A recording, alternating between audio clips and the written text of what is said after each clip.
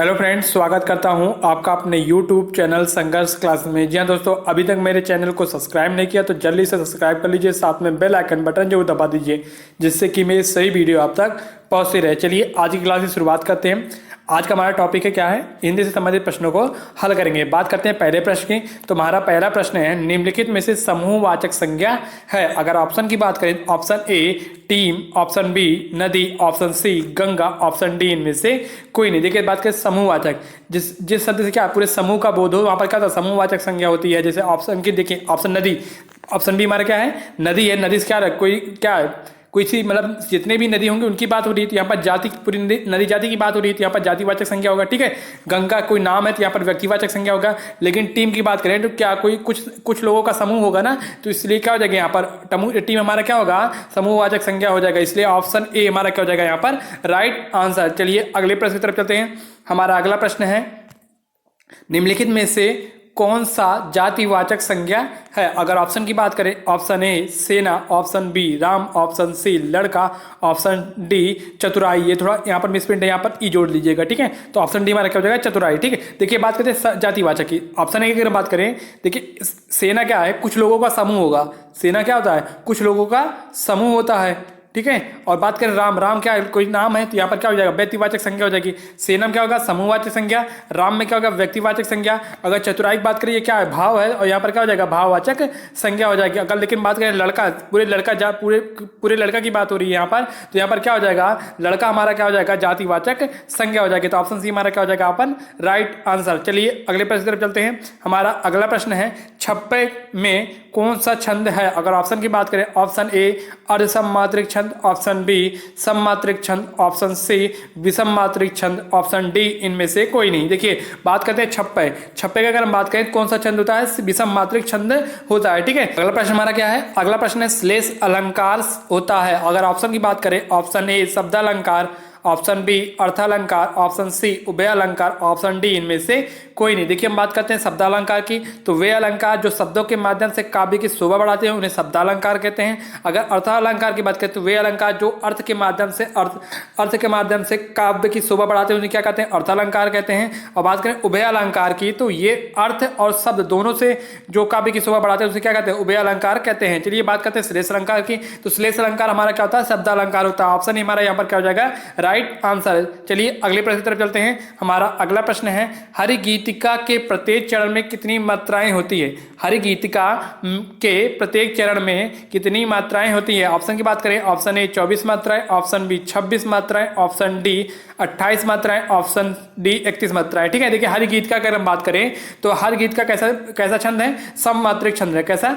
सममात्रिक छंद है, और इसके प्रत्येक चरण में 28 मात्राएं होती है। तो ऑप्शन सी हमारा यहाँ पर क्या हो जाएगा, राइट आंसर। चलिए अगले प्रश्न पर चलते हैं। हमारा अगला प्रश्न है, करुण रस का स्थायी भाव होता है। अगर ऑप्शन की बात करें, ऑप्शन ए शोक, ऑप्शन बी उत्साह, ऑप्शन सी रति, ऑप्शन डी क्रोध। देखिए बात करें करुण रस की, देखिए शोक किसका स्थायी भाव होता है, ये किस रस का स्थायी भाव होता है। अगर शोक की बात करें तो शोक हमारा किसका होता है, करुण रस का। किसका, करुण रस का। अगर उत्साह की बात करें, उत्साह किसका होता है, वीर रस का।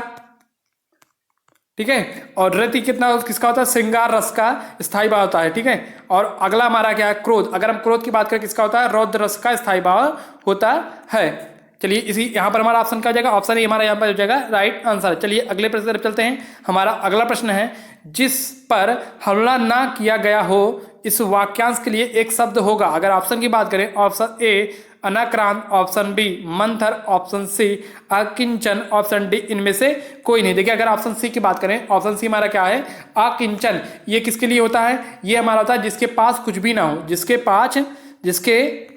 पास कुछ भी ना हो। ठीक है, उसके लिए क्या, कुछ शब्द का प्रयोग किया जाता है, अकिंचन का। और बात करें मंथर का, तो मंथर किसके लिए प्रयोग होता है, जो बहुत मंद गति से कार्य करता है, जो बहुत मंद गति से कार्य करता है, उसके लिए क्या होता है, मंथर होता है। और अनाक्रांत की बात करें तो अनाक्रांत होता है जिस पर हमला न किया गया हो। तो ऑप्शन हमारा यहाँ पर क्या हो जाएगा, राइट आंसर। चलिए अगले प्रश्न पर चलते हैं।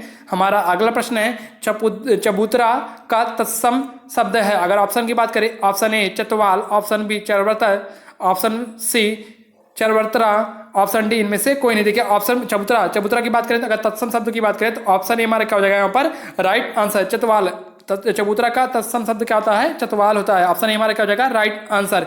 चलिए अगले प्रश्न पर चलते हैं। हमारा अगला प्रश्न है पाव बारह होना मुहावरे का सही अर्थ है। अगर ऑप्शन की बात करें ऑप्शन ए सब तरह की सुख सुविधा होना, ऑप्शन बी पलायन कर जाना, ऑप्शन सी उपद्रव करना, ऑप्शन डी इनमें से कोई नहीं। देखिए पौ बारह होने मुहावरे का अर्थ क्या होता है, सब तरह की सुविधाओं का होना। ऑप्शन ए हमारा यहाँ पर क्या हो जाएगा राइट आंसर। चलिए अगले प्रश्न तरफ चलते हैं। हमारा अगला प्रश्न है हवा का पर्यायवाची नहीं है, हवा का पर्यायवाची नहीं है। ऑप्शन ए वायु, ऑप्शन बी समीर, ऑप्शन सी बयार, ऑप्शन डी अंबुज। देखिए अगर हवा के पर्यायवाची की बात करें तो वायु, समीर और बयार ये तीनों क्या होते हैं, हवा के पर्यायवाची हैं। लेकिन अंबुज की अगर हम बात करें तो अंबुज हवा का पर्यायवाची नहीं होता है। ये किसका होता है, कमल का। किसका, कमल का पर्यायवाची होता है। चलिए अगले प्रश्न पर चलते हैं। हमारा अगला प्रश्न है सूर्य का पर्यायवाची है, सूर्य का पर्यायवाची है। अगर ऑप्शन की बात करें ऑप्शन ए आदित्य, ऑप्शन बी दिवाकर, ऑप्शन सी अंशुमाली, ऑप्शन डी उपयुक्त में से उपयुक्त सभी। ठीक है, देखिए सूर्य का पर्यायवाची की बात करें ऑप्शन ए क्या आदित्य, ऑप्शन बी दिवाकर और ऑप्शन सी अंशुमली। ये तीनों क्या होते हैं, सूर्य के पर्यायवाची होते हैं। लेकिन अगर बात ये तीनों हैं तो ऑप्शन डी हमारा क्या हो जाएगा राइट आंसर, उपयुक्त सही। ठीक है, चलिए अगले प्रश्न चलते हैं। हमारा अगला प्रश्न है उत्कर्ष का विलोम शब्द है, उत्कर्ष का विलोम शब्द है। ऑप्शन ए की बात करें ऑप्शन ए उन्नति, ऑप्शन बी अवकर्ष, ऑप्शन सी अवनत, ऑप्शन डी इनमें से कोई नहीं। देखिए अगर हम बात करें उत्कर्ष का विलोम शब्द की तो उत्कर्ष का विलोम शब्द क्या होता है, अपकर्ष होता है। ऑप्शन बी हमारा क्या हो जाएगा राइट आंसर। अगर अवनत की बात करें तो किसका होता है, नत का विलोम शब्द क्या होता है, अवनत होता है। ठीक है, तो ऑप्शन बी हमारे क्या हो जाएगा यहाँ पर राइट आंसर, यानी कि उत्कर्ष का विलोम शब्द क्या होता है, अपकर्ष होता है। चलिए अगले प्रश्न की तरफ चलते हैं। हमारा अगला प्रश्न है निम्नलिखित में से कौन सा विलोम शब्द युग्म गलत है। यहां पर हमें बताना है कौन सा विलोम शब्द युग्म गलत है, यानी कि एक शब्द दोनों शब्द विलोम दोनों दिया हुआ है और हमें बताना है कौन सा गलत है। अगर ऑप्शन की बात करें ऑप्शन ए अनुकूल प्रतिकूल, यानी अनुकूल का क्या होता है विलोम शब्द प्रतिकूल, और छली का निश्चल, हास का विहास, ग्रस्त का अग्रस्त। इसमें से बताना है कौन सा विलोम युग्म गलत है। ठीक है, बात करें देखिए ऑप्शन ए की तो अनुकूल का प्रतिकूल होता है विलोम शब्द, ये भी सही, ये सही है। छली का निश्चल होता है, ये भी सही है। हास का विहास होता है, ये भी सही है।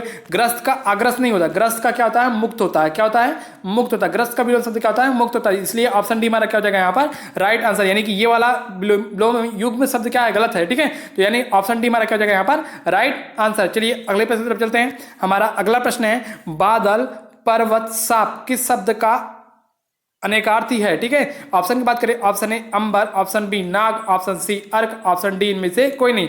देखिए बादल, पर्वत और सांप ये किसके अनेकार्थी शब्द है, नाग के। ऑप्शन बी हमारा यहाँ पर क्या हो जाएगा राइट आंसर। चलिए अगले प्रश्न की तरफ चलते हैं। हमारा अगला प्रश्न है देशभक्ति, देशभक्ति में कौन सा समास है। अगर ऑप्शन की बात करें ऑप्शन ए द्वंद्व समास, ऑप्शन बी तत्पुरुष समास, ऑप्शन सी अव्ययीभाव समास, ऑप्शन डी इनमें से कोई नहीं। देखिए देशभक्ति, देखिए द्वंद्व समास में क्या होता है, योजक चिन्ह बीच में क्या आएगा, योजक चिन्ह आएगा और दोनों पद पर क्या होता है प्रधान होता है। ठीक है, और बात करें अव्ययीभाव की तो हमारा पहला शब्द क्या होगा, हमेशा उपसर्ग होगा। ठीक है, और यहाँ पर बात करें तत्पुरुष समास कोई कारक चिन्ह था, जब देशभक्ति में का समाज विग्रह करेंगे तो कारक चिन्ह मिलेगा। तो यहाँ पर क्या हो जाएगा हमारा ऑप्शन बी हमारा क्या हो जाएगा राइट आंसर, यानी कि देशभक्ति में कौन सा समास है, तत्पुरुष समास। ऑप्शन बी क्या हो जाएगा राइट आंसर। चलिए अगले प्रश्न की तरफ चलते हैं। हमारा अगला प्रश्न है किस समास में दोनों पद प्रधान होते हैं। ऑप्शन की बात करें ऑप्शन ए अव्ययीभाव समास, ऑप्शन बी बहुब्रीहि समास, ऑप्शन सी द्वंद्व समास, ऑप्शन डी इनमें से कोई नहीं। देखिए बात क्या क्या किस समास में दोनों पद प्रधान होते हैं। देखिए अव्ययीभाव में अगर हम बात करें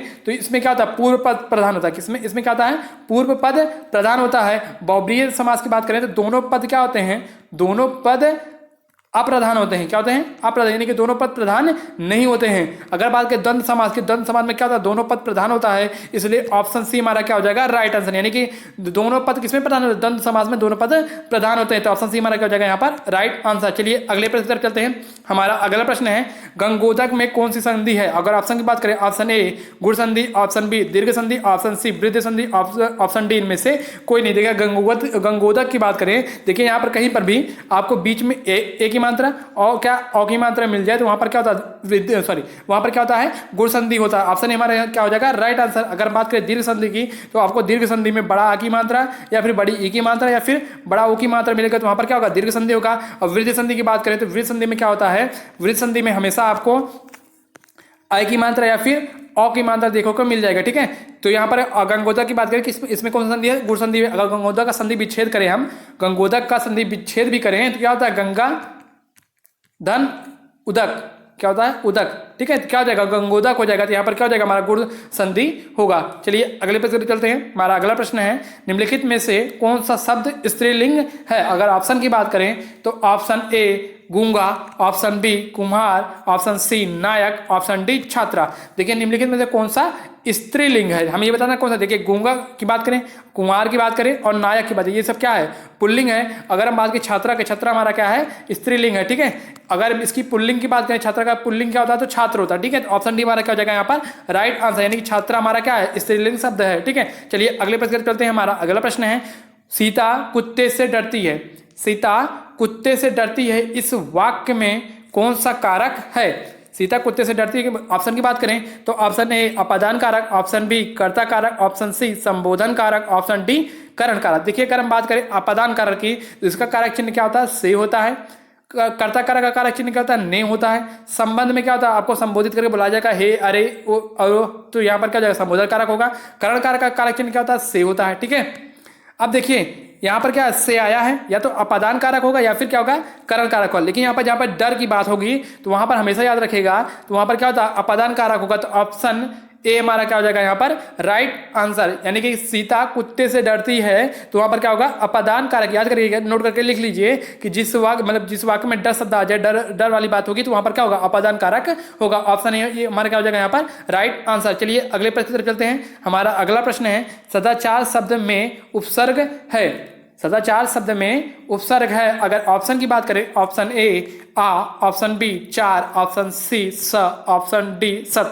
देखिए सदाचार में अगर हम बात करें तो सदाचार में कौन सा हमारा उपसर्ग है, ऑप्शन डी हमारा क्या हो जाएगा यहाँ पर राइट आंसर, यानी कि सत क्या होता है, यहाँ पर क्या है, उपसर्ग है। ठीक है, ऑप्शन डी हमारा क्या हो जाएगा राइट आंसर। चलिए अगले प्रश्न की तरफ चलते हैं। हमारा अगला प्रश्न है, वा का उच्चारण स्थान है। अगर वा का उच्चारण स्थान है, अगर ऑप्शन की बात करें, ऑप्शन ए दंत, ऑप्शन बी ओष्ठ, ऑप्शन सी दंतोष्ठ, ऑप्शन डी कंठ।